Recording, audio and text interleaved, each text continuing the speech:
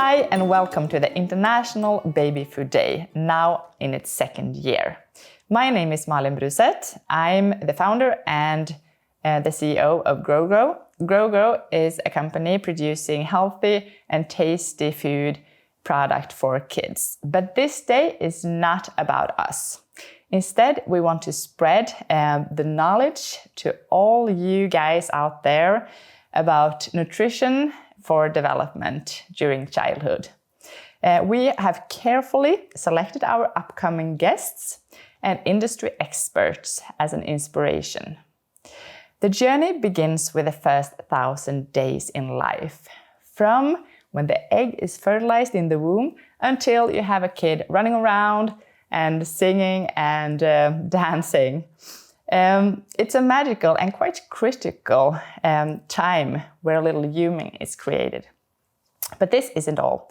The World Health Organization says that the first 1,000 days actually lay the foundation of health for a lifetime. Our first speaker out today is Danielle Skaven-Ruben.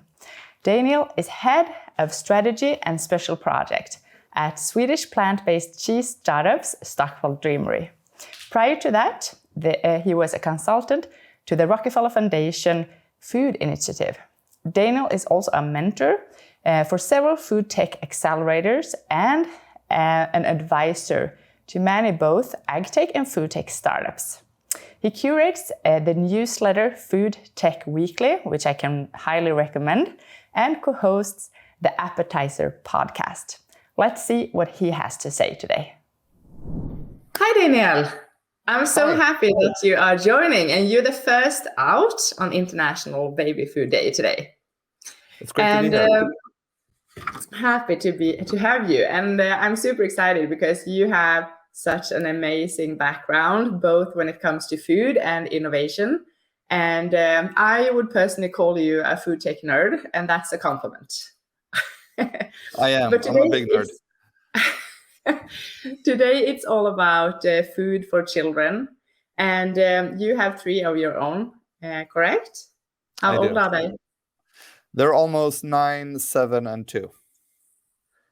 Time flies. Yeah. So, I mean, based on this, you have been through 3 times the first 1,000 days in life. So I guess you have been in the baby food aisle a couple of times.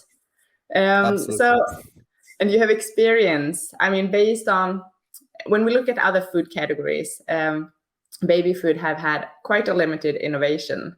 What do you think is the reason for this? I think there's a lot of reason, but I mean, one obviously reason is the primary customer, the baby, can't really complain. So they're just eating whatever we're feeding them. I think there's also other areas that frankly have been seen as sort of sexier areas to innovate in. Maybe it's been considered more of a female domain, like it's the mom's job to feed the kids. And I'm just speculating here, but I think it's pretty clear that we have not seen the same, I feel, amount of innovation in that vertical compared to many other fields of food and agriculture. It's been fairly static, the field, over the last decades, frankly. Yeah, definitely. I agree. So we need some innovation in this area. And I mean, when you look at it international, there are definitely companies popping up. Just the last 5 to 10 years, it has happened a lot. So the future is looking good. Definitely.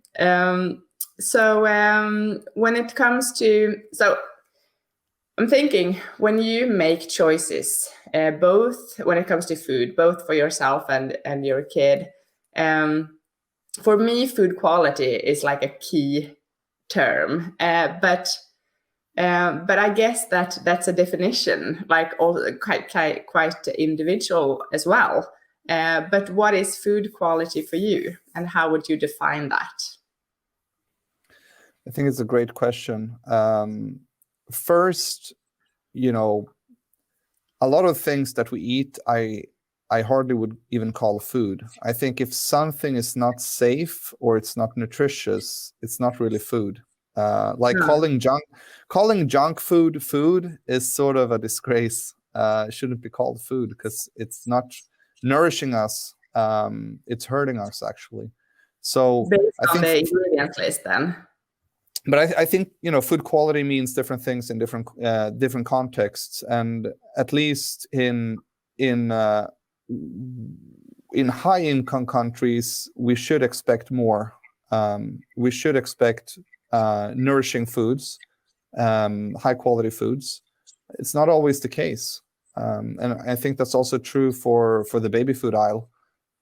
We've accepted foods that where there's been compromises. And as you mentioned, there's definitely been a lot of startups popping up left and right in recent years trying to change the status quo, and I think that's positive, and I think it's needed. Because as you mentioned as well, the first 1,000 days are so crucial in a person's life, including, of course, the first 9 months in the mommy's belly. So we need to set that the baseline of healthy nutrition from the very start. It has a tremendous impact on our health outcomes later on. And so I think it's long overdue that we focus more on baby and infant food and toddler food, and really ensure that we ask more, we demand more of this food. So in terms of quality, yeah, it needs to be safe, it needs to be nutritious, it needs to be convenient, and it also needs to be affordable, because if it's too expensive, people just won't afford it. Yeah, that's true. So this change, where do you believe that the change will come from? Because the industry hasn't moved much the last 100 years, actually.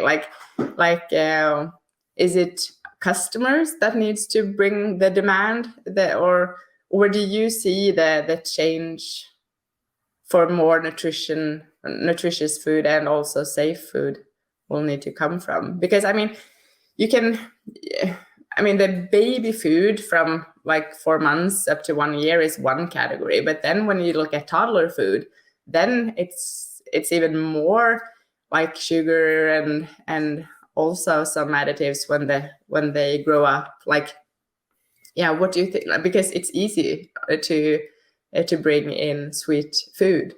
That's something we are born with, from the milk. Yeah, I think it takes the entire, it takes a village to raise a child, right? And in the same way, Yeah. it takes the entire ecosystem to get this right. So we need government regulations and good and smart policy. We need responsible corporate citizens and startups. We need consumers and parents that ask more. We need academia to sort of step up and help inform us how food will impact health outcomes. So I think we need everyone at the table to help improve things. I don't think we're doing bad, but we can just do so much better. And as you mentioned, I don't think it's a great idea to introduce unhealthy foods to kids at an early age. It really, we already have this tsunami of diet-related disease in Western countries, high BMI, high blood pressure, cardiovascular disease, diabetes, and so on, all linked to poor dietary patterns, and it often starts pretty early. And these changes take place over time, sort of like climate change. You think, that one car trip or plane trip is not going to ruin the planet, and that's true. But if you add that by 1 billion or 1 trillion, then suddenly you have a problem. And same thing with food. It's not like you get diabetes because you have a candy bar, but if you make it a daily routine. And same thing, if you start feeding your kids unhealthy foods at an early age, it compounds. And over time, the health outcomes of these kids will be really negative. So all of this to say, I just think it's a bit of a forgotten field. The sort of the first few crucial years, and we should all work together to help improve the status quo. Yeah, I definitely think you have something there. And I mean, and the challenge is often also that you as a parent don't even know what products that are unhealthy, because marketing, I mean, companies marketing their products so well. So you get also tricked. So I feel like personally that as a consumer, you also need an amount of knowledge to really be able to take those healthy choices. But I mean, going into your job there that you did on Rockefeller Foundation, which I believe it's super interesting, where you please share a bit on what you did there and how that model could potentially impact how we look at food in the future, also making maybe easier decision when it comes to nutrition and healthy food. Yeah, so I was a consultant to the food team of the Rockefeller Foundation for 4 years. It's a large philanthropic organization investing across energy, health, jobs, and food to try to improve the well-being of humanity. And in the space of food, their greatest achievement was perhaps catalyzing the Green Revolution back in the 60s, which saved 1 billion people from starvation and undernourishment. Today, they're really interested in seeing how we can use food to protect human health from disease. And one really compelling project they've been working on is something called the periodic table of foods, because we understand human DNA. 20 years ago, we mapped the human DNA in the Human Genome Project. It cost billions of dollars. Today, you can do it yourself for a few $100s. And that unlocked a lot of innovation in the health and medical space. But we haven't done the same for food.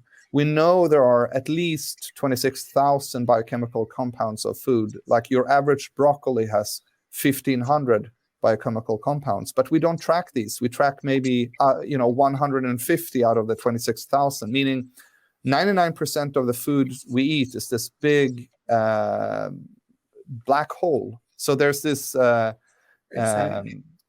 really dark area of nutrition that we don't really understand.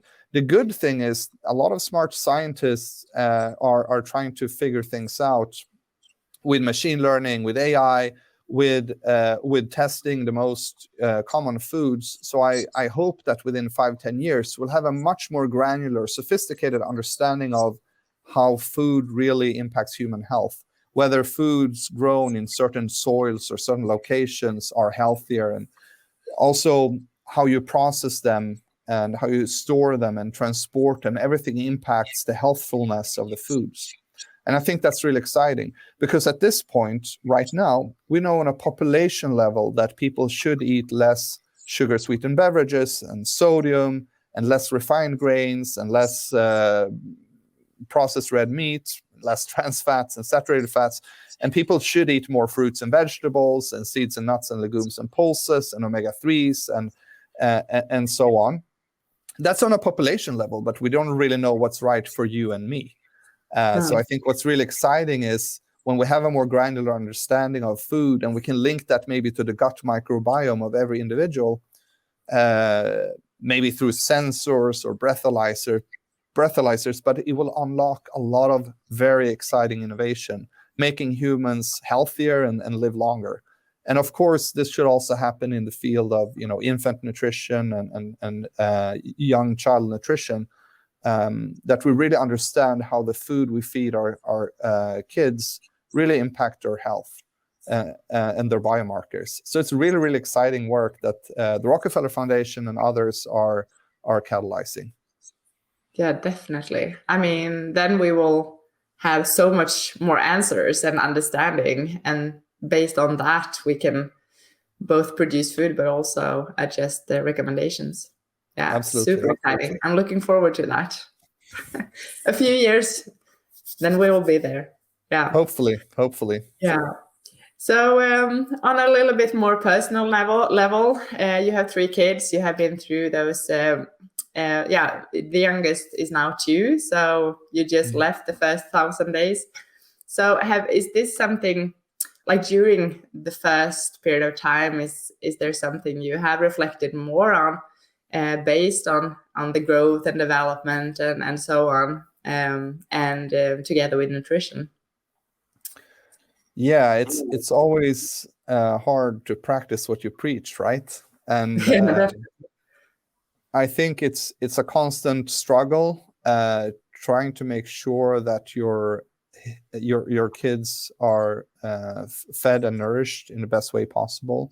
There's always constraints in terms of the food environment you're in. Let's say you're in another location, so you're not at home, and at that location, well, first of all, kids can be pretty picky eaters, but at that location, there's just unhealthy foods. Maybe there's vending machines, or maybe there's just fast food outlets, and you have to make those compromises sometimes, and sort of conflicting with your values and your know-how, because there's the food environment around you is bad, nudging you to make poor decisions, or nudging the kids to make poor decisions in a grocery store, or in a restaurant, or other places. So I think it's interesting.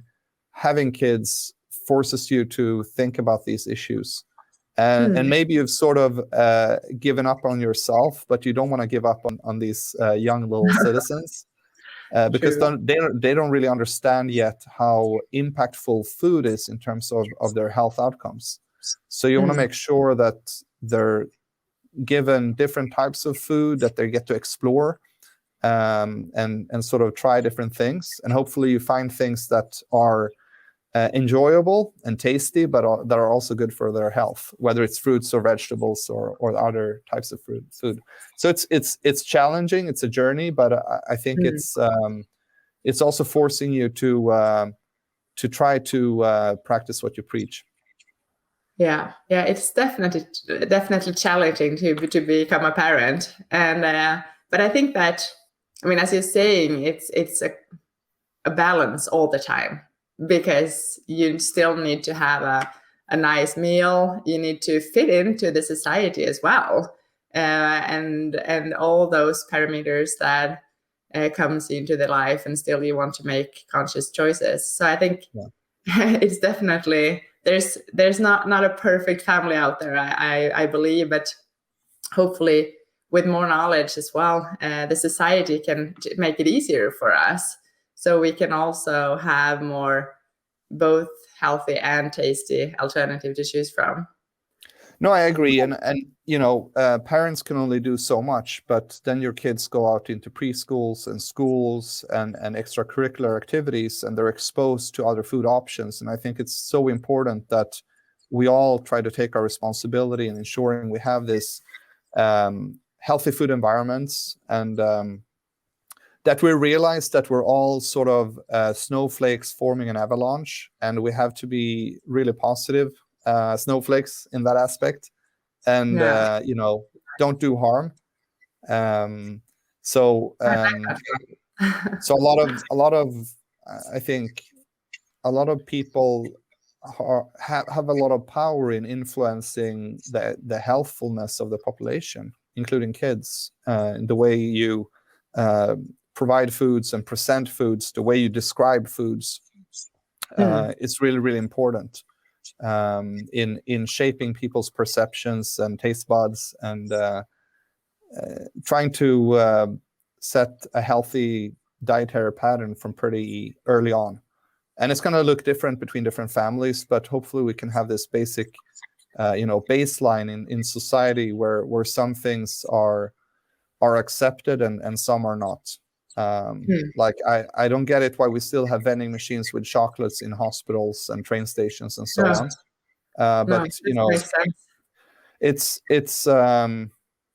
is what it is, and we at least we should have a conversation about what kind of society, what kind of food system we want, and then sort of go from there. Yeah, we have a way to go, but it helps to have knowledgeable people like you that can share and inspire, definitely. So likewise. Yeah, thank you. I hope that this event will also bring some clarity to both parent but also people that is working with children every day.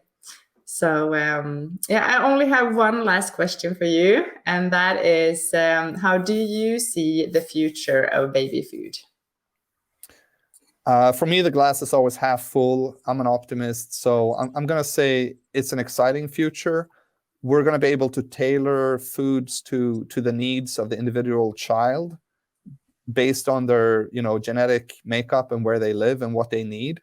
Hopefully, we're going to make it affordable. It's going to be tasty and, enjoyable for the kids. It's, food is a source of joy and community. And hopefully we can set that positive vibe from early on. I'm excited for all the innovation happening, and hopefully that's going to bring us even better baby food in the future. Yeah, I agree on that. It's a positive future.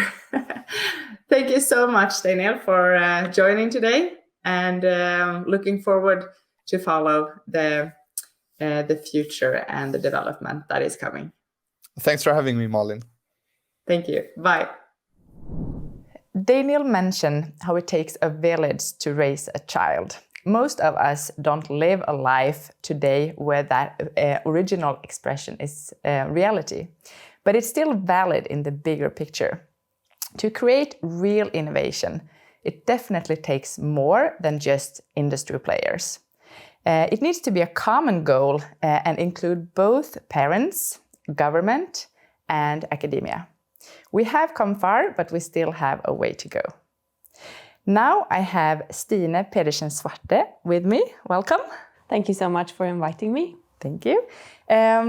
She is definitely contributing to a healthier generation growing up. You have a bachelor degree in nutrition and are the owner of Bara Bra Barnmat, which in English is Only Good Baby Food. You also have had your own nutrition practice and also worked as a nutrition manager at a nursery. And you have 2 kids. How old are they? They are 6.5 and 1.5. Okay, so a lot of intense at home, maybe? Yes. Yeah. Everyday life with kids, it's a challenge. It is. Stine, I'm super curious to learn more about your job at Bara Bra Barnmat. Can you please share a bit with us? Yes, so what we do in Bara Bra Barnmat is to help parents navigate in the baby food jungle. It's a jungle of advice out there, especially for first-time parents. True. It's also a lot of navigating to do in the market of products, which you know already. Yeah.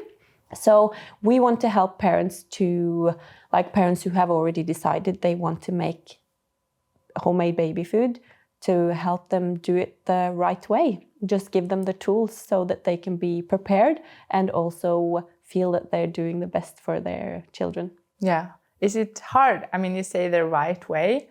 Is it easy to do it the wrong way, you think? It is easy to make homemade baby food, but I think we overcomplicate. Yeah. Because we get a lot of... They are meant to be good advice intentionally, like from grandparents, from friends, from these groups that you have when you are in... mommy groups, kind of? Mommy groups, yes. Yeah. We are exchanging advice, and what it does is it makes us more insecure because we compare our children with other moms' children, and they're not the same. Like, all babies are unique, and I think we kind of forget that in the... Yeah, and you're looking for what's normal, but nothing really but is... the normal is bigger than... It's just not one normal, it's... multiple normals. Yes, yes. Yeah, that's true. And you want the best, but it's nice with some guidance. Yeah. I guess you have a lot to do. Yeah. Which is good. Yeah. Because it just means that parents want to make homemade baby food, and they want to be guided. They want to have someone who holds their hand. They want to get the right advice. Yeah, super interesting. Stine, what would you say the biggest challenge is for parents with young kids today? I think it's some of the same that we just spoke about. The advice given, it's everywhere. It's confusing. especially for first-time parents. What am I meant to listen? Who am I meant to listen to? Yeah. Are these advice safe? Like as a parent, you have 100 questions when... It's a bit fascinating because, I mean, often you have like a gut feeling and you have a lot of knowledge. But when you get this little baby, then you're like lost. Yeah, that's the thing. And then you start questioning your gut feeling. Is this the right thing to do? And when you start going externally instead of going internally and okay, maybe you have the answer inside that you can listen more to yourself, but then you listen to all the advice and that's the confusing part. Yeah, and you shouldn't Google too much. Exactly. And that's where I see that parents come to me because they are confused and they want to... be guided. Exactly. Yeah. How long would you say that, I mean, is it from the first solid, or when do you experience that parents are most confused? Do they feel safer when the kids grow up? And that's our goal as well, to help them through when they start solids. That's often when you have the most questions. What should I give? What should I not give? When should the baby start? What about iron? I've heard that's so important, all these first-time questions. And after a while, you kind of figure out, okay, maybe I could listen a bit more to myself, like this is going well. Yeah. You build confidence. So, exactly. Yeah. So it turns out that maybe you had it in yourself. You just need a couple of advice and support, maybe. Yeah. That you can kind of, what should you say, hang these... when you get information and you have these kind of pinpoints that you can, and then you can, between these, you can listen more to yourself. And that's what we try to tell the parents who come to us as well. Okay, yeah, that's good. If that makes sense. Yeah. Yeah, I mean, it makes a lot of sense. And if you have like cornerstones that you can like be guided towards, then you can do a lot of things, or the rest yourself. Yeah. So is there, are parents today worried about sugar, would you say? Not so much maybe with the first baby food, because then you are in control, and the parents who are who knows that sugar needs to be avoided because it's not recommended for children under 12 months. That's true. So they are not so worried in the beginning. But when other people comes into the picture and gets to like give food, grandparents, kindergarten, then it becomes a very frustrating, I would say, for a lot of parents. Yeah. Because it has to do with our culture. Everything is, it's not just, it's a little bit sugar in foods, but it's the birthdays, it's the cakes, all those that the occasions where you celebrate and enjoy yourself. Exactly. And, and where you don't have the control as a parent. Yeah, and where sugar is given as a reward. Yeah. So that's true. Problematic. Yeah. Added sugar is something that our next speaker will talk about. Ann Fernholm has a PhD in molecular biotechnology.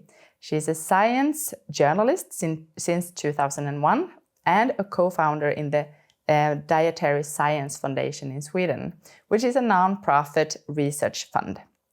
She's also a writer and has written 2 books about children and sugar. She will now show you how easy it is for our kids to eat way much more added sugar than that is recommended. And she will also learn how we parents can reduce that amount, even half the amount, by just learning what products to choose. Hi, Ann. I'm so happy that you're joining today as well as last year. And last year you spoke about introduction of food and the first year in life. And for you that is watching, you're able to go into internationalbabyfoodday.com and watch the previous year if you would like. But this year, you're gonna speak about children and sugar. And I'm super excited about this theme because I think it's so important.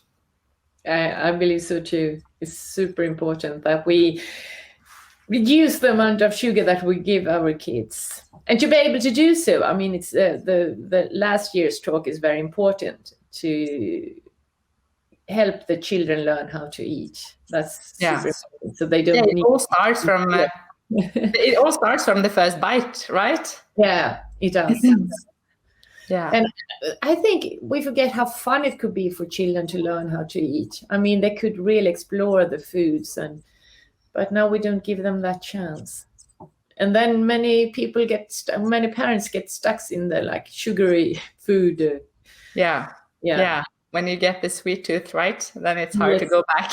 Yes, but please start, and I'm so excited. Yeah, so I'm a co-founder of the Dietary Science Foundation, which is called Kostfonden in Swedish. And a few years ago, we set a table in the Swedish morning news program with all the sweets that is produced for a Swedish 2-kid family in Sweden every year.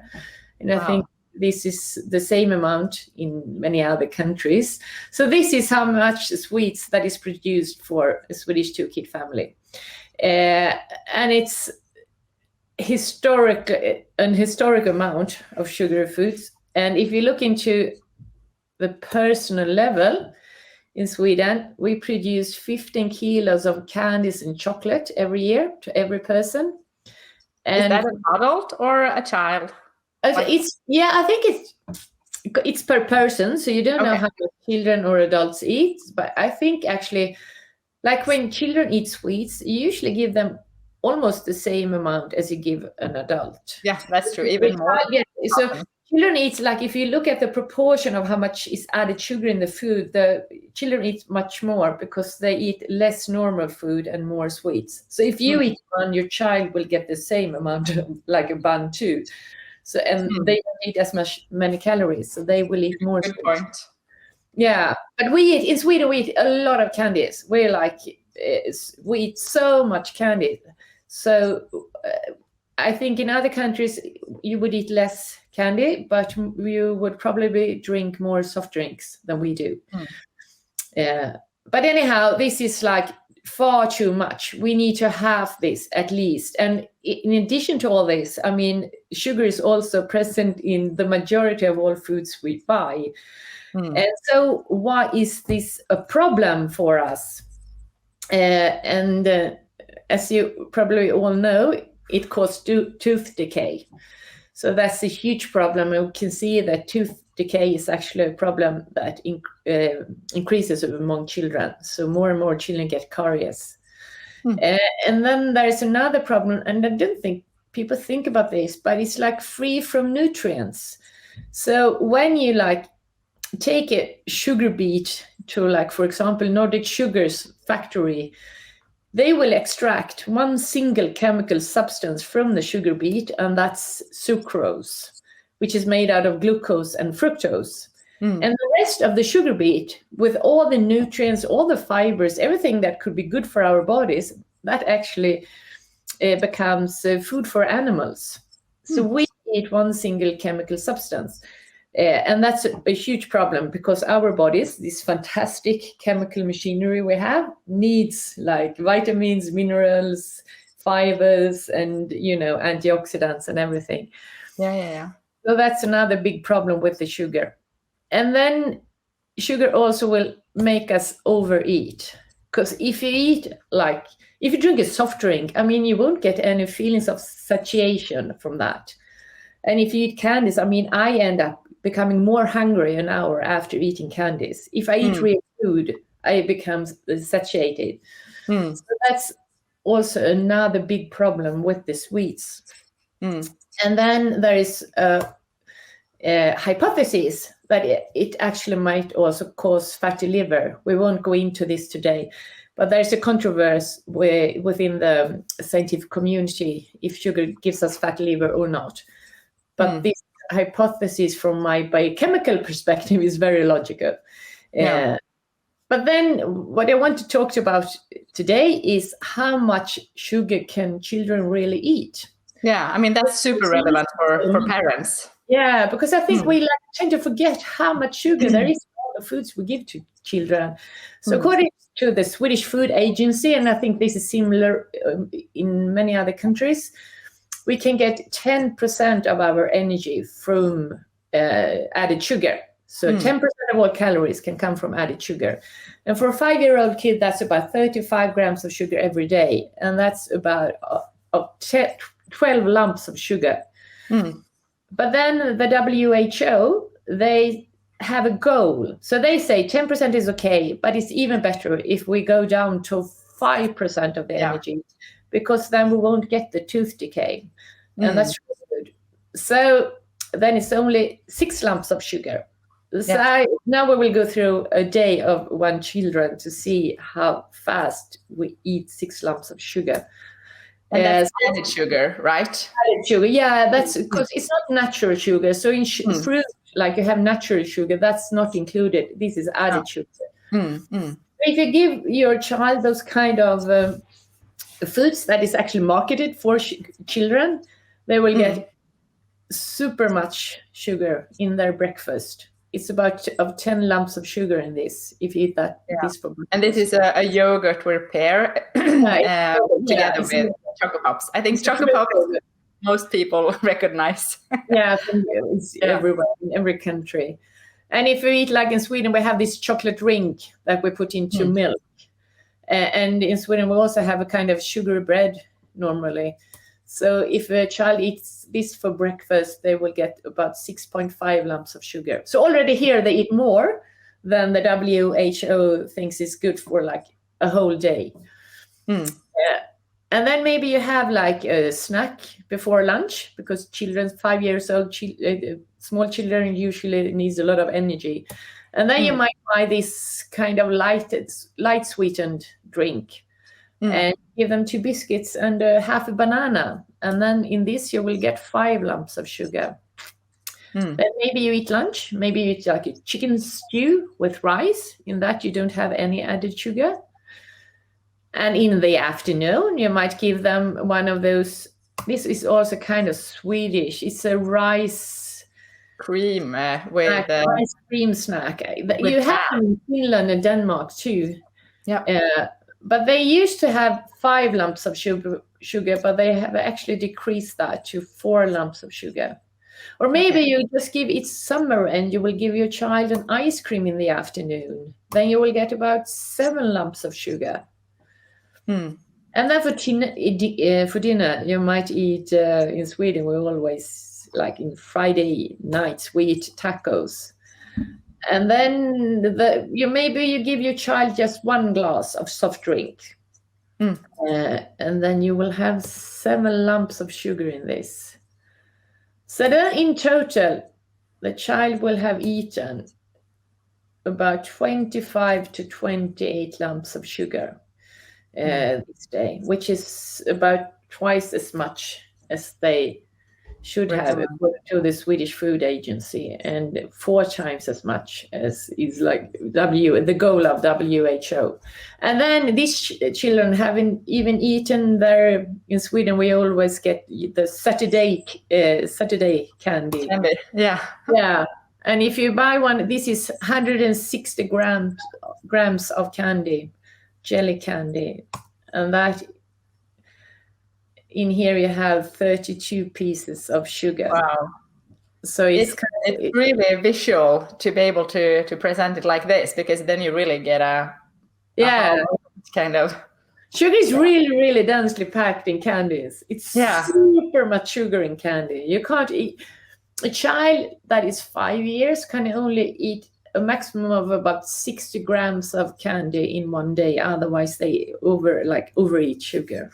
So what could you do instead? That's an important thing. So if your child is used to this kind of super sugary fruit yogurt, maybe you could start to dilute it with like normal, natural yogurt. And if you do that until you get half, you will have decreased the amount of added sugar to 2 lumps. I think that's an excellent advice, because normally you can't just switch it out, because when you're used to a specific flavor, then it's like a no-go. But if you, so you can dilute it, and then you can choose a better breakfast cereal, and then you will suddenly only get 4 lumps of sugar here. Or you can do it like we do at home. We actually mix yogurt with bananas and raspberries or blueberries, and then we have real vanilla powder. So then you will have a fruit yogurt for breakfast with no added sugar at all, only natural sugar. And this one is actually really, really good. My children. Yeah, I can imagine. And you also get the vitamins and the and the fibers that's in the fruit and in the berries. So it's much, much better. Yeah. And then you can choose your breakfast cereal and choose a granola without no added sugar. So then you have a breakfast with no added sugar. And then for like a snack before lunch, you can only have fruit and a glass of water, and then you don't have any added sugar in this either. Real food is usually like sugar-free. Usually you don't get a lot of sugar in normal food. And for afternoon snack, you could have like only a sandwich and a glass of milk. In Swedish bread, we have a lot of sugar, so you might get 1 lump of sugar in the bread. Or you can just give the child cashew nuts or something, and then you won't have any added sugar at all. And then I actually think we should just take away the soft drinks for kids, because it's not worthy the human body. You should drink water or milk, a glass of juice. But if you take away that, you will have a good meal without no added sugar. So then you will have reduced those 24 to 30 lumps of sugar to only 3. Yeah, it's a massive difference. Yeah, so by choosing the right amount, the right kind of foods, you can just reduce the amount the child gets drastically. And then maybe every now and then you can have, you know what I have found? That like we don't have soft drinks at home. But then like when we go to a restaurant or something, they might be able to drink a soft drink, the kids. And then they really, really like it because it's so like, what you say, it's not in their everyday life. So then really they sit there and they enjoy it. A specific occasion. Then it's more like, special kind of. Yeah, and then it becomes more special to them. So it gives them like more a feeling of, something they enjoy it more, I believe. And if you drink it every day. If you don't buy it home, then you won't eat it. I mean, that's a rule. Yeah. Easy rule too. But and then I just want to tell you, like if you live in Sweden, because many people are like frustrated because it's so hard to know how much sugar there actually is in the foods. So we have developed an app which right now is called Sockerchecken, the sugar check. But we will develop that to Matchecken, the food check.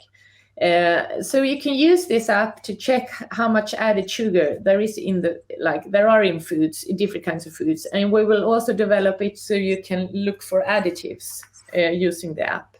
That's a great tool. Is this in Sweden right now? This is in Sweden right now. Yeah. Do you have plans to expand? We hope to, but not right now. It's kind of a lot of work. It has been so much work to develop this. Yeah, I can imagine. Here I've scanned like 3 different kinds of rye breads, and you can see it goes from green to yellow to red. And it's really hard to know how much sugar it is in there, but this is... Yeah, definitely. And it also takes time, you don't have maybe the knowledge or the time to read and count and understand. So it's a great tool. Yeah, it is. I think it's super easy. And then also, when you get older, it's really hard to read the ingredient list. It's they're so small. And it's text is black on a red background, and it's impossible to see. Yeah. So that's everything I had to say about sugar. So can I add a question in here? Yes, because I think it's super interesting to understand like where we find the sugar. Yeah. But I mean, what would you say, like, how bad is it? I mean, we know it's just sugar and no nutrients, but like for a young kid growing up, like, how bad is it? I feel like small children need so much nutrients for how little they eat, especially like things like iron. It's very important that they get enough of nutrients. And I believe today that many children, they do not get the amount of nutrients they need. No, because my experience among parents is that you often think that, you know, kids are always active, they run it off kind of, and they use so much energy, so a bit of sugar doesn't matter. But it's really not about that, right? I mean, it's more about nutrients, not necessarily like... And over 1 out of 10 children also have problems with their stomach. And I believe it's not only sugar, it's like all these kind of processed foods that we eat. It doesn't give the number of fibers and everything we need for our stomachs. So there are many more. It's not only about calories. It's about so much more than just the calories. It's about getting nutrients and the things that this fantastic machinery needs.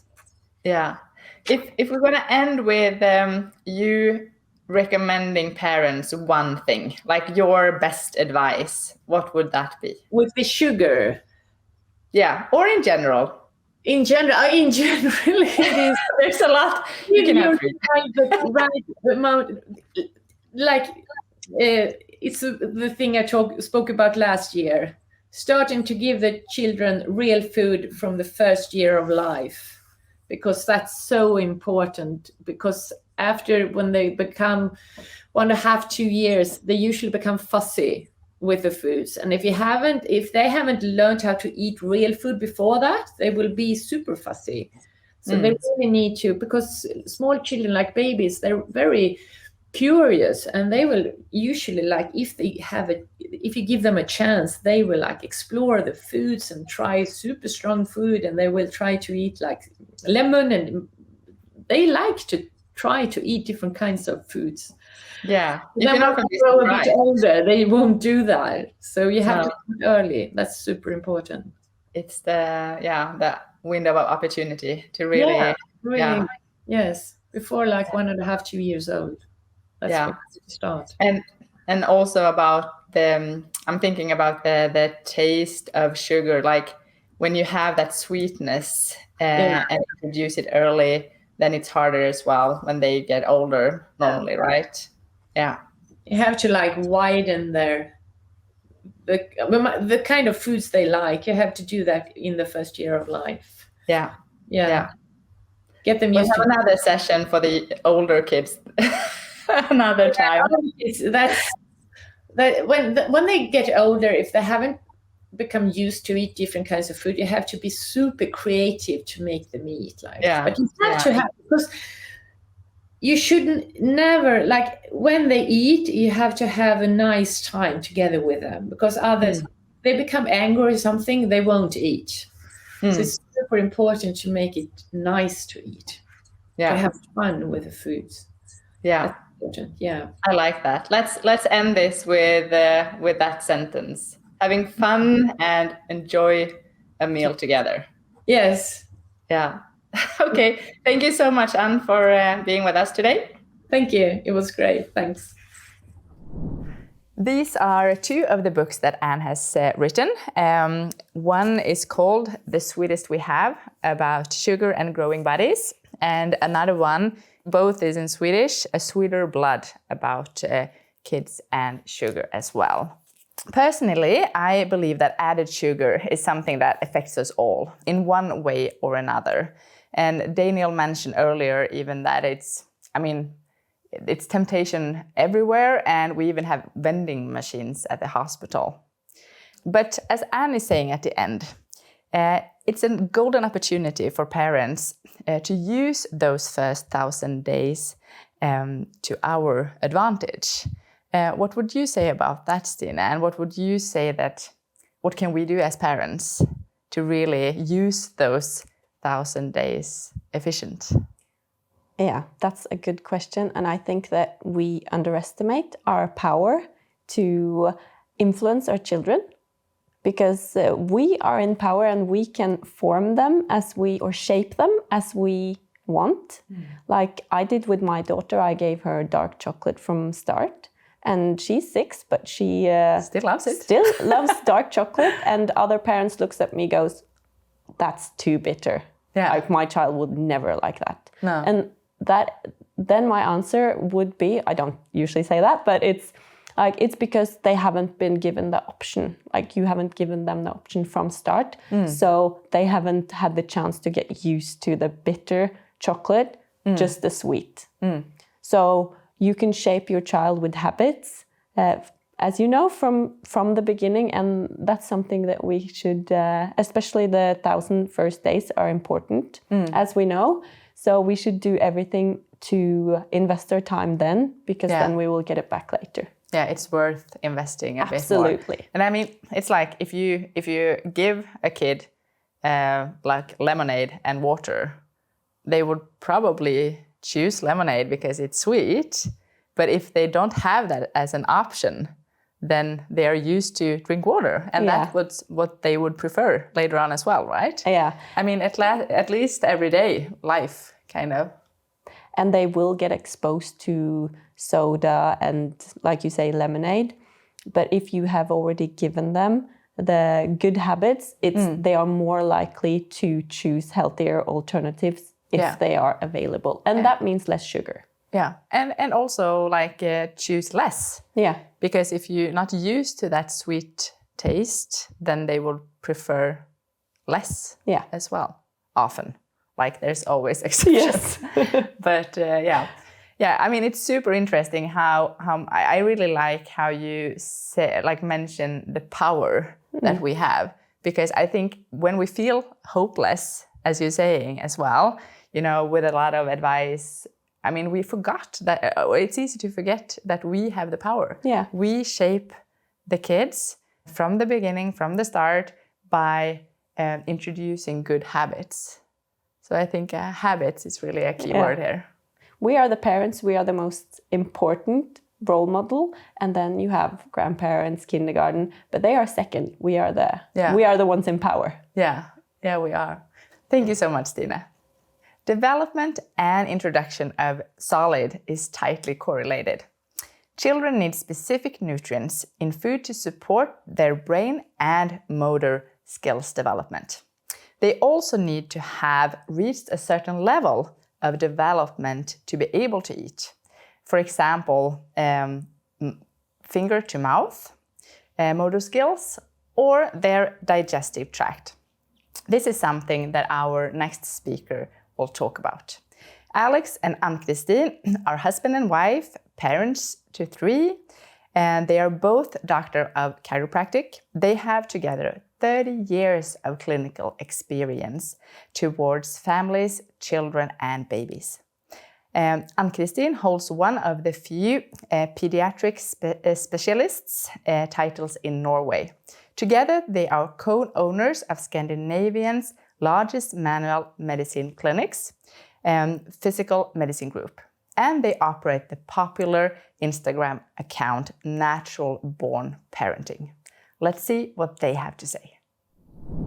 Hi everyone, I am Dr. Ann-Kristin. And I'm Dr. Alexander, and together we are Natural Born Parenting.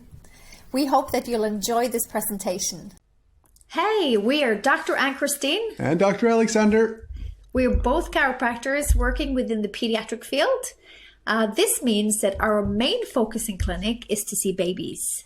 Yeah, so one of the most common issues that our little patients present with is difficulty nursing and or feeding, and this can be due to a lot of factors. But today we're going to focus on one of the most common ones, which is tongue tie, and how this affects babies' use of the tongue and mouth when feeding. We will also conclude with a little bonus on how weaning the baby as an active participant in the meal has a huge benefit on multiple levels in development. So oral motor skills related to nursing and feeding is, simply put, baby's ability to coordinate breathing, suckling, and swallowing at the same time. So this is very complex. In fact, it's the most complex process the newborn has to do because several structures, such as muscles, joints, and nerves, need to work together to communicate well in order for the baby to feed effectively. So in the beginning, the baby also has to have a well-functioning suckling and rooting reflex. These are primitive reflexes we're all born with in order to aid us in survival. And it's also important to have free movement of the tongue in all directions, as well as proper upper and lower lip function and the ability to breathe through the nose and to swallow. There are also other systems that need to operate optimally for feeding to be successful, but today we're focusing on the mouth and tongue. In the video, you can see how the tongue is supposed to lock and move. The most common issue we see in clinic is babies who struggle to feed because of having a tongue tie. This causes restrictions of movement of the tongue, usually stopping or making it more difficult for the tongue to actively latch onto the nipple and locking it up towards the palate. In successful latching, the tongue is supposed to control and hold onto the nipple, pushing it up against the palate to pull it back into the mouth, whilst at the same time moving in a wave motion, also called a peristaltic motion, to extract milk from the breast or the bottle. At the same time, the jaw, neck, and lips should automatically help support the feeding by ensuring proper vacuum in the latch and also holding the correct body and feeding posture. As you can probably imagine, any disturbances can give rise to difficulty feeding. So what exactly is a tongue tie? Well, a tongue tie is the layman term for a restriction of the tissue underneath the tongue. This is the tissue that attaches the tongue to the floor of the mouth. And if restricted, it causes a lack of movement in the tongue, especially upwards towards the palate or the roof of the mouth and to the sides into the cheeks. So when we classify a tongue tie, there are 4 different classifications. And here in this slide, you see a photo of all 4 of them. All of these are different classes of tongue tie. I'll refer to the frenulum, which is the part of the tongue that attaches it to the floor of the mouth. So if we see on the far left, it's the number 1, class 1. It's more easily noticed because the frenulum comes off the very tip of the tongue. It's easy to spot. Class 2 is also not too hard to notice, but you can see the frenulum is a bit further back, about 2 to 4 millimeters back. But number 3 and 4 is slightly more difficult because the frenulum is not easily visible. So it's detected by physical examination of the tongue. You kind of have to get in there with your fingers to feel the tissues and feel the tightness. And you can see from the photos here how the tongue is not able to lift up to the palate. So why does this happen? Well, there are likely multiple reasons. And the short answer is that we don't know yet. But some researchers have suggested that it might be due to a genetic mutation in the mother, causing a loss of the enzyme in the liver, which methylates or transforms folic acid into folate. A way to address this can be by taking methylated folate rather than synthetic folic acid as a supplement in early pregnancy. Also, we often see in clinic that there's a strong genetic correlation. So if mom, dad, or sibling or a close family member has a tongue tie, it increases the likelihood of baby having a tongue tie. So here's some common signs and symptoms that we see in babies who are tongue tied. It's important to know that babies usually do not show all of these, and often they will have multiple, but sometimes only a few, but it all depends on the severity of the issue. So we often see something we call milk tongue, which is a milky white layer on the tongue, often confused with thrush. They have more reflux type symptoms, and we often see a heart-shaped tongue tip. The tongue can also form as a cup when crying. So you can see the sides of the tongue pull up, but the middle part stays down due to the restriction. They have difficulty taking a pacifier or a bottle, and also difficulty burping, excessive spit-ups, and they often sleep with the mouth open, and we can usually see blister-like appearances on the lips. So if we move on to the next slide here, we can see on the photos, the one on the left, we can see this like blister type appearance of the lips, and this is because the infant uses the lips more to compensate because he feels It feels like they are losing the nipple, so they're kind of biting down with the lips to hold on to the breast, creating this thickened skin looking like blisters. On the right-hand side is a photo of what is termed the milk tongue. So notice the white layer on the surface of the tongue, and this is why it's often misdiagnosed as thrush. This appears because the tongue is restricted and fails to rinse itself towards the palate. Here are some more common signs and symptoms in babies. So poor weight gain and making clicky noises when suckling. We often see leakage of milk in the corner of the mouth whilst feeding, and they may gag on the milk or have difficulty handling the flow of the milk. Excessive swallowing of air or trapped air, and they may also chew on the breast or the bottle. We also see frequent or drawn out feeding. So they can either feed short and frequently and often be hungry, or have a drawn out long feeding. They may be agitated or fussy at the breasts and take many breaks whilst feeding. And of course, we have to include signs and symptoms often seen in the breastfeeding mama. She typically expresses pain when breastfeeding, often like painful and sore latch, and breastfeeding shouldn't be painful. She may also have sore nipples and sometimes cracked or bloody nipples, and poor milk production can be a sign, but also mastitis and or clogged milk ducts, lipstick deformity of nipples or white nipples, sometimes even Raynaud's phenomena. Thrush can also be a sign of a baby having a tongue tie. So what can you do about it? If you suspect your child has a tongue tie, then it's important to get it checked by someone who specializes in it. This may be a pediatric chiropractor, physio, occupational therapist, osteopath, dentist, or even a medical doctor. Our experience is that knowledge is generally a bit lacking, so it's important to get an assessment from the right professional in your community. The baby may need to have a surgical release in order to improve function, and any professional who works with these cases should be able to identify if your baby needs to be referred for a surgical assessment. Manual therapy of the neck, tongue, and jaw, as well as exercises, should be done both before and after surgical release in order to ensure success. The good news is that when this is addressed by the right professionals, the baby has a good chance of improvement. Typical treatment is surgical release, like I mentioned above, manual therapies like stretches, soft tissue therapy, and adjustments to the neck, jaw, cranium, and tongue, as well as giving parents exercises and gentle massage techniques to do at home. Here are some examples of typical homework we give to the parents of tongue-tied babies. The tongue shares fascia with structures all the way down to the feet, so often we see restrictions other places in the body besides the structures around the mouth. This is the guppy pose, and it's great for stretching and releasing the front side of the upper body, especially related to the tongue and its connective tissues. You can do this holding the pose from anywhere between 30 seconds to 2 minutes a few times a day. Obviously, it also depends on if the baby allows it. If the baby protests, then we recommend to stop and try again later. We often give parents massage techniques to do at home, especially in cases of tongue tie where we know that baby is compensating and using the jaw and neck too much. This can give baby a lot of symptomatic relief. Notice the gentle technique and how we address the cranium, face, ears, and jaw in this video. We recommend to do this a few minutes daily when the baby is in the right mood for it.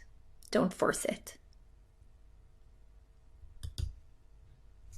Sometimes we instruct parents to do massage of the palate. This is when the gag reflex is considered overactive and is bothering the baby. And by massaging the palate and occasionally triggering the gag reflex, it helps calm the reflex down. It actually tires it out, and this can be quite useful, especially when moving on to solids. So you can do this 10 to 15 seconds a couple of times a day, gently. So the reason why we mention the gag reflex is because we very often see an overactive gag reflex in tongue-tied babies. Typically, they'll often gag on the pacifier, their hand, the breast, the bottle, the nipple, anything that comes into their mouth. So the theory is that since the tongue does not rest against the palate, the gag reflex moves forward to place itself more at the center or the front even of the mouth, rather than at the very back where it's supposed to be. Like you see in the illustration here, the red area is at the back of the mouth where the gag reflex is supposed to be activated. So this may cause issues, especially when moving on to solid foods, and it could interfere with eating and swallowing. An overactive gag reflex can be helped by improving tongue function.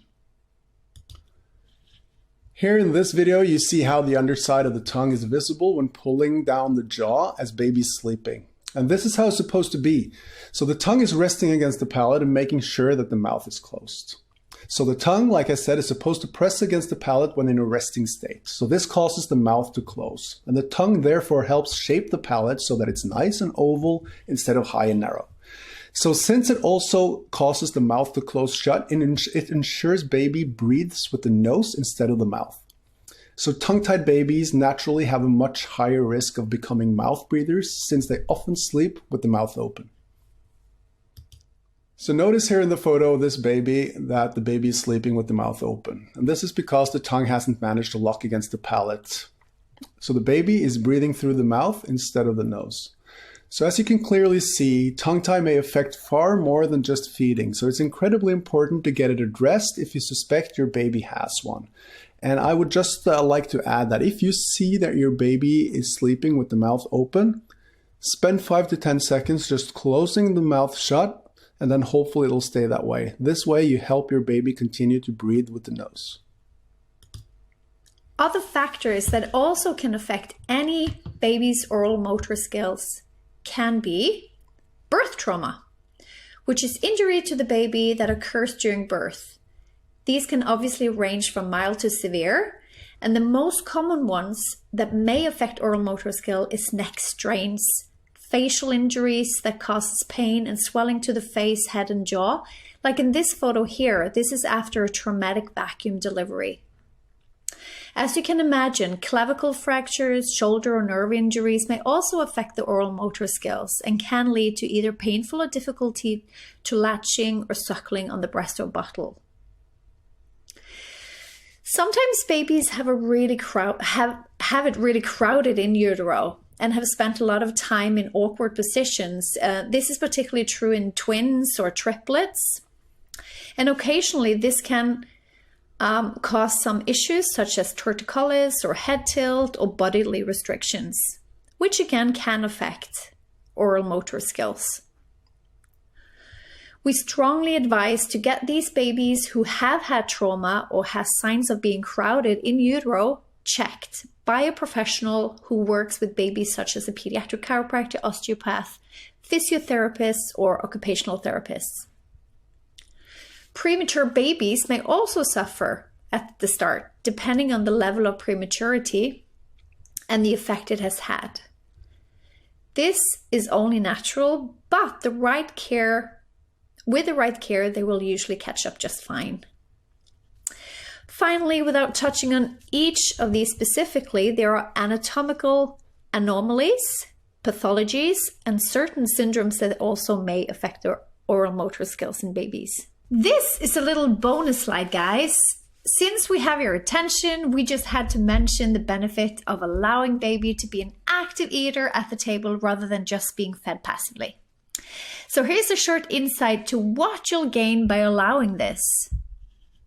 So improved development of fine and gross motor skills, increased ability to use both hands crossing the midline of the body, and when a baby pick up food and put it into their mouth themselves, you can see how that is beneficial for the hand-to-mouth coordination.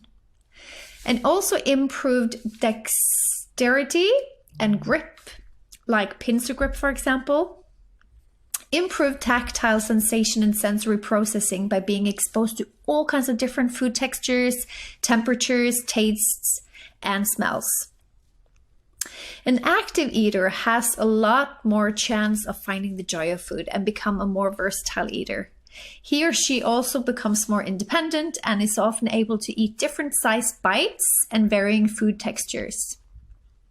And finally, meals are in most cultures also a social gathering, or at least holds a social aspect to it.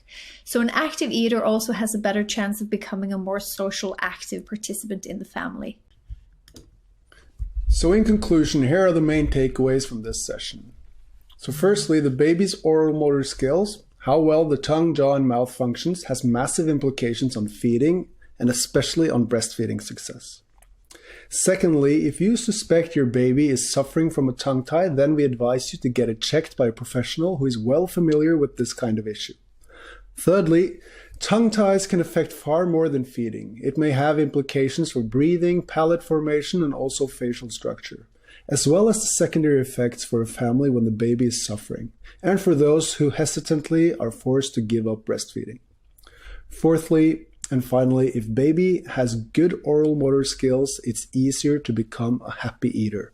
As the baby moves on to solids, the happiest eater is the active eater. Thank you so much for listening, guys, and we really hope that you got a lot of value from this. And please reach out and follow us on Natural Born Parenting. I really hope you got a few good learnings from Alex and Ann-Kristin, and I highly recommend you to follow their Instagram account, Natural Born Parenting. The last speaker of today is all about taste. She has done research on taste. She has written a book about taste and kids. Frida Wenneröd Diesen is a development psychologist and has a doctorate in the development of taste in children. She works today as a senior researcher, and she has 2 kids of her own. This is from our discussion. Hi Frida, I'm so happy that you're joining this year of International Baby Food Day. And I must say, I love your book. Would you like to tell us your job and also why it ended up with a book? Yes, of course. And thank you so much for having me, Marlene. It's really nice to be a part of this day. I'm a developmental psychologist. That's my education. And then I took my PhD in the development of taste in children, which was super interesting. And I learned so much because I really looked at the same children for 3 different years. So from the age of 4 until the age of 6, we visited the same children each year, and we saw how their taste preference really developed and what changed. And when I did this, I learned so much that was super interesting to me as a parent. And I also felt that a lot of the parents I knew didn't really know this, because this information wasn't really easy accessible for parents. And it's so relevant for parents. Like, what happens with your child? How does the taste really develop? Super interesting. And I really can, as your book is in Norwegian. So for everyone that is listening, living in Norway, can get a hold of this book. And it's super easy to read it, and a lot of practical tips. So I can definitely recommend it. Oh, thank you so much. That was very important for me because I have 2 young children myself. So I know that parents are under a lot of time constraint. You don't really have that much time to sit down and read a book that's hard to understand. So it was important for me to use terms that it's easy to understand, not very typical scientific words that you have to have a PhD in the subject to understand, because I wanted that's helpful and to really be understand. Yeah. I hope that we can get a few of your tips during this session today for the ones that can't read or get a hand of your book. So let's start. So I would like to understand why food habits is so important during childhood, and if there is any time or specific time frame that is even more important, kind of. Yeah, that's a very good question. But food habits in childhood is very important because we know that food habits, they track into adulthood. So really what a child eats that is the foundation for what they will eat as an adult. It's not that if you eat apples as a child, you will eat apples as an adult. But if you eat a lot of fruits and vegetables and a variety of different stuff, then you will eat more of that as a child, versus if you, as a child, only eat fast food, then you will eat more fast food as an adult, really. And habits are extremely hard to change. Particularly the older you are, the older they are to change. So it's actually a lot easier to just lay a good foundation to begin with. Yeah. I learned somewhere that specific, like the habits in particular, you lay until the age of 7. But how is it with food? Is there any, and taste buds, and is there any particular time frame that you would say it's even more important for a child to learn those different flavors and so on? Well, it's the easiest before the child is approximately the age of 2, because then most children will accept more readily what the parents give them. When the child is 2, they enter a phase called the neophobic phase, neophobia, which means the fear of new food, which is a developmental phase that most children go through sometime between the age of 2 and the age of 10. It doesn't last for 8 years, but it happens between those ages. And then the child's brain is trying to understand if the food is dangerous or safe to eat. So it may seem really strange for the parent, because suddenly the child will say, oh, I don't like that food, I don't want to eat it. And then your parents can be like, well, you have eaten this hundreds of times before, I know you really like it. And suddenly the child will say, no, I don't like olives. And what, you used to love olives. But the child's brain is going through a very large development and trying to understand for itself if the food is safe or not. So the brain is trying to make categories for safe food and unsafe food. So it's a very important skill to have. And it's a very large change in the child trying to understand for themselves if it's safe or not just trusting the words of the parents anymore. And it's not something that happens. The child is not understanding that is actually what's happening. They're trying to make these categories because they're not aware of that's what they're doing, but it happens in the brain at the same time. Yeah. And then it's good to know as a parent and get an understanding of what's like this is to expect, maybe even. It's to expect. It's completely normal, and it seems really strange and really peculiar, but it's completely normal and happens to almost every child. Yeah. Okay. Is there any food that children typically dislike? Vegetables is the most common food group to dislike, and in particular Brussels sprouts, because the more bitter a food is, the more typical it is to dislike it. Because in nature, bitterness in foods can mean that the food is poisonous. So through evolution, we as a species have learned to dislike bitterness in foods. So the more bitter a food is, the more we will dislike it. Could you say something about super taster? I know you mentioned that in your book. Like, what does that mean? And how do you know if that is your child? Yeah, I know this is something that most parents I found super interesting, because it sounds so fun, like a super taster. Is it some kind of superhero? Yeah. But super taster, they have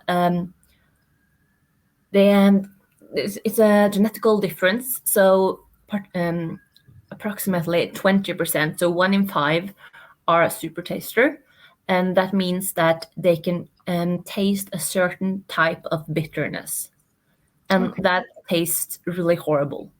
Yeah. So if you're a super taster, then some vegetables will taste much more bitter, and coffee will taste much more bitter.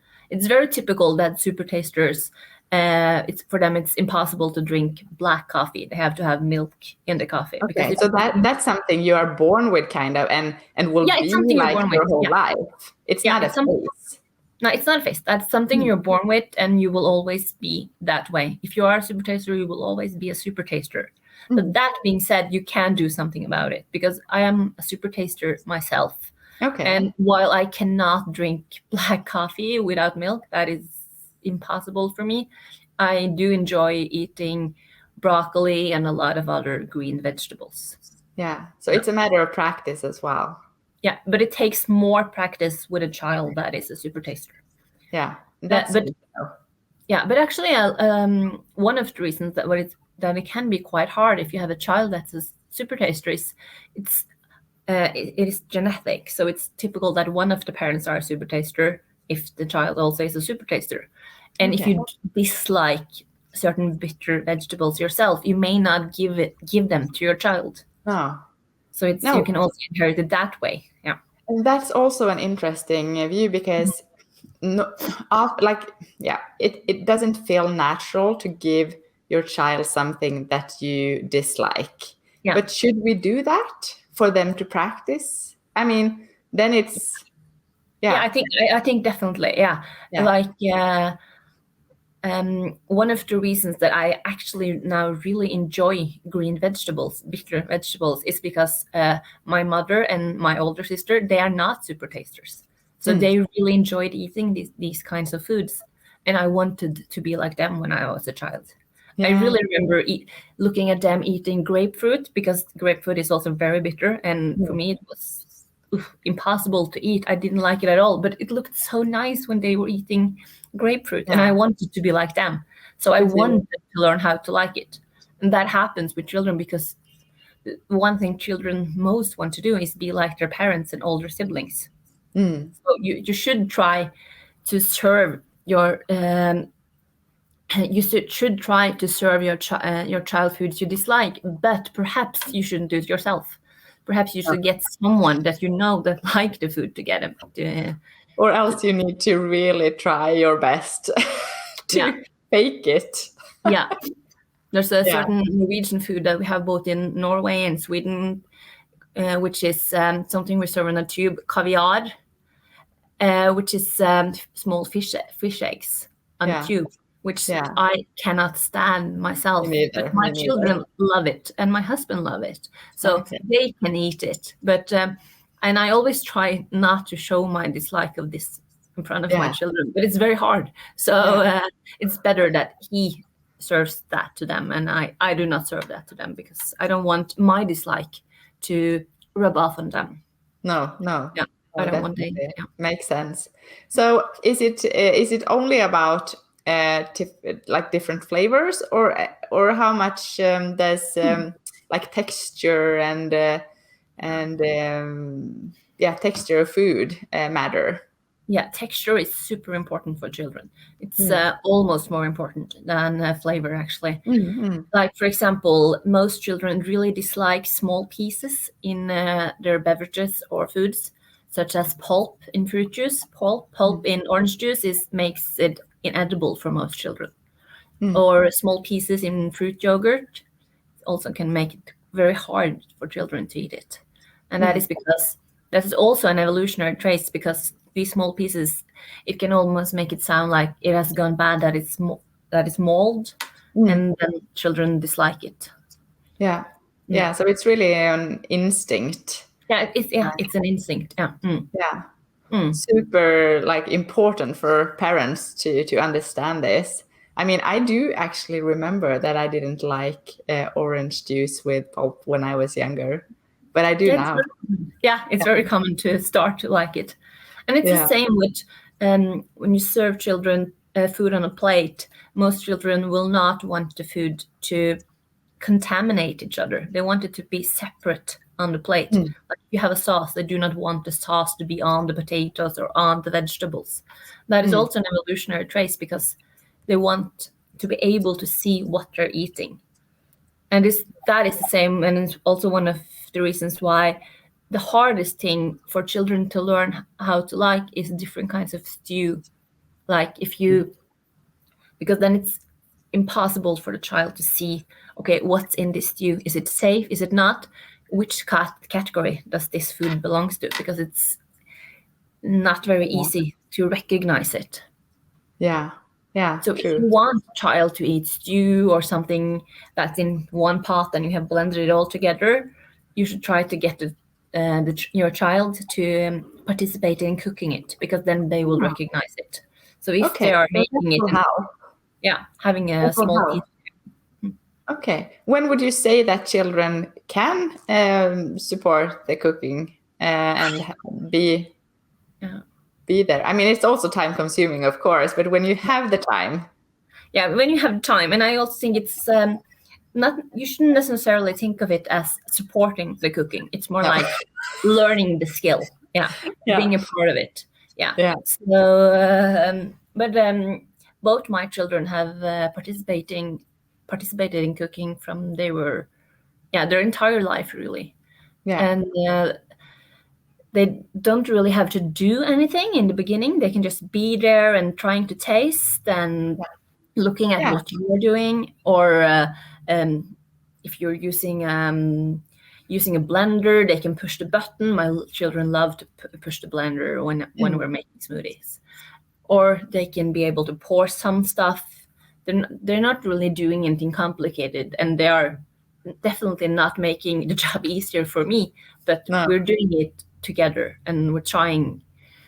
And because I really want them to learn the skill of being able to cook for themselves, because of course that's the goal, that they will make food for themselves in 20 years, that they will eat alone or with different people, not with me, but with someone else. And those foods will also be healthy. But I don't think that you should always include your children in cooking when it comes to every meal, because of course it's quite demanding. It takes a lot of time. So if you're under time stress, I don't think you should necessarily involve your children, because then it will just be a stressful situation for everyone. If you have the time, it's very helpful. That's a great tip for parents. Do you have any other tips on how parents can influence their children on both habits and food from the beginning, kind of? Well, it's the most important thing you can do as a parent is trying to be a good role model. So not only saying you have to eat vegetables, but actually eating vegetables yourself. And when you're eating vegetables, try to say nice things about it, like it tastes good, or you like the crunchy sound the vegetable make. Not only saying, we have to eat this food because it's healthy for you. That's not really interesting for children. No. And it's the example you had with you and your mother and sister. I mean, that's a perfect example of being a role model, right? Yeah, that is exactly what they did. They were really great role models for me. So make me really want to eat it, to be like them. Yeah, it's all it's all about motivation, right? I mean, it's all about motivation. Yeah, but also trying to eat meals as a family is something that most children really benefit. And this is something that has been shown again and again in research, that it helps a lot to eat together as a family. When children are young, it's quite typical that you serve your child with a spoon and you just feed them, and you're just sitting there waiting for them to be finished with eating. But that is a situation that is not typical for any meal at all. I very, very rarely eat while someone is just sitting there waiting for me to continue eating my meal. They're like staring at me. Of course, that is not a very nice situation for anyone to be in. So it's better if you as a parent perhaps eat something while the child is also eating. That is a more typical situation, and the type of situation we want to socialize our children into. So that is also something that can help, because that's the kind of situation we want them to learn about, and we want them to be safe in, to be able to eat in front of others and eat together with others. So the meal is about something more than only the food and what you're eating. The meal is about being together, talking together. The meal is something nice.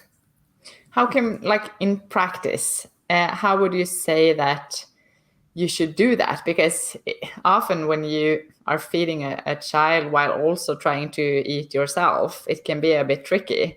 But should you like feed, let's say that you're spoon feeding your child with puree, and would you do that while eating, like go back and forth, or would you give the child most of the food first and then have them play with some other food bites maybe, or yeah?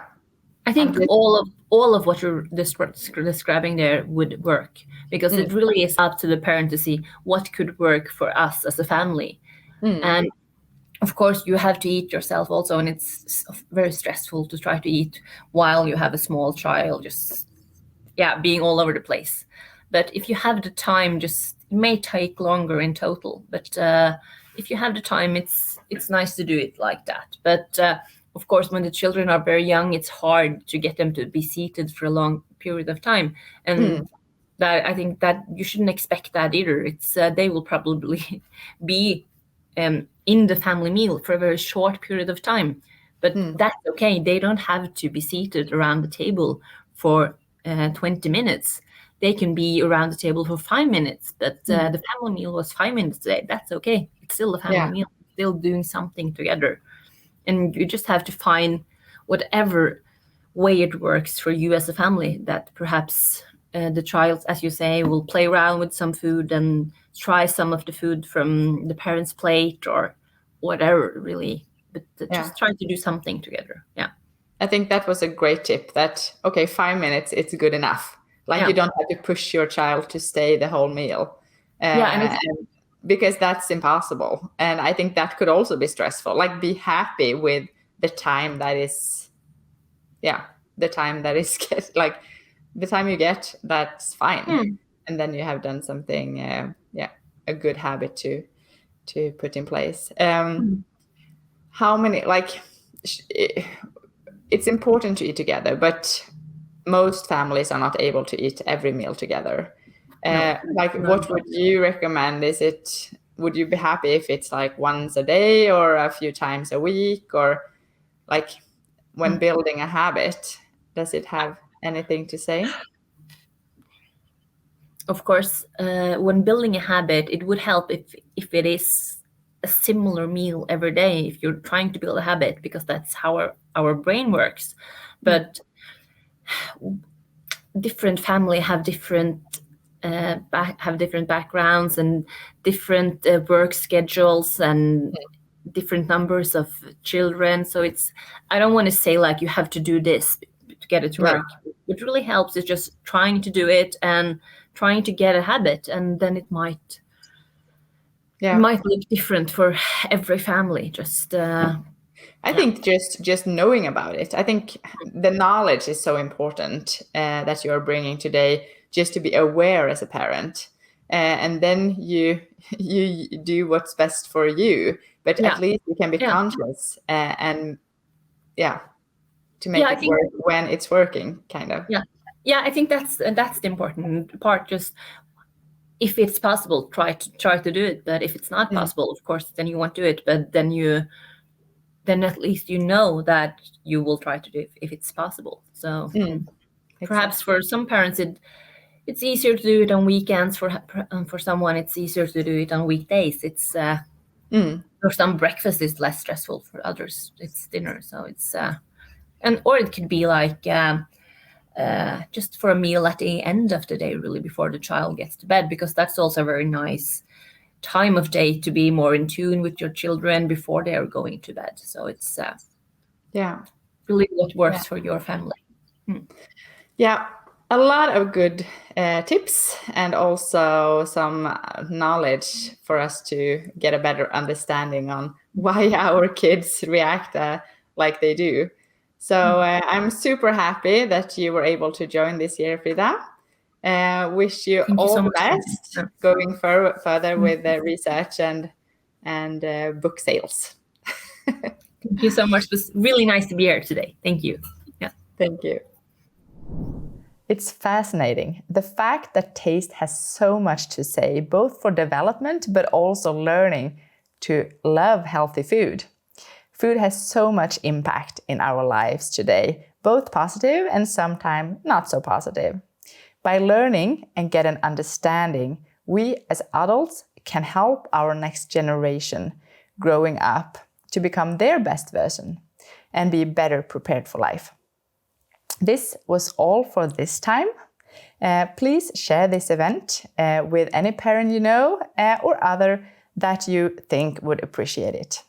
For more information, or if you would like to reach out, visit internationalbabyfoodday.com. We would love to hear from you. And I really hope we will see you again next year.